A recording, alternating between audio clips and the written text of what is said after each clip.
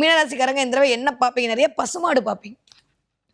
நிறைய பசுமாடு பார்க்கறது, அதே மாரி நிறைய மீனராசிக்காரர்கள் எனக்கு தெரிந்து பொம்மைகள் பார்க்கறது.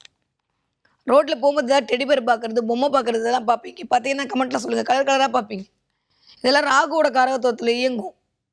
ஸோ நிறைய இதெல்லாம் பார்க்கும்போது அப்படியே ரொம்ப சார்மிங்கா லைஃப் இருக்குன்றத உங்கள உணர்த்திட்டு இருக்கக்கூடிய சமிக்கைகளாக இருக்கு.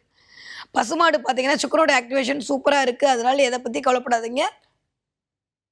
மிகச்சரியான பெண் தெய்வம் உங்களை இயக்கிக் கொண்டிருக்கிறது அப்படின்னு சொல்லக்கூடிய சமிக்கைகளாக இருக்கு. காமாட்சி அம்மன் வழிபாடு ராஜயோகத்தை கொடுக்கும். அதே மாரி பழனிமலை முருகன் வழிபாடு இந்த மாதம் செய்ய செய்ய செய்ய முன்னேற்றங்கள் கிடைக்கும். முடிஞ்ச ஒரு தடவை படியேறி பார்த்துட்டு வந்துருங்க முருகனை. எந்த முருகன் கோயிலா இருந்தாலும் படியேறி போயிட்டு வந்துட்டீங்க அப்படின்னா, வாழ்க்கையில் முன்னேற்றம் தான்.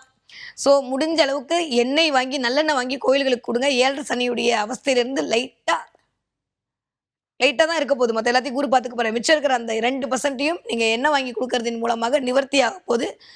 முன்னுக்கு வரக்கூடிய முழுமையான அதிர்ஷ்டத்தை பெறக்கூடிய மாதமாக மீனராசிக்காரர்களுக்கு இந்த மாதம் இனிதே மலர காத்திருக்கிறது.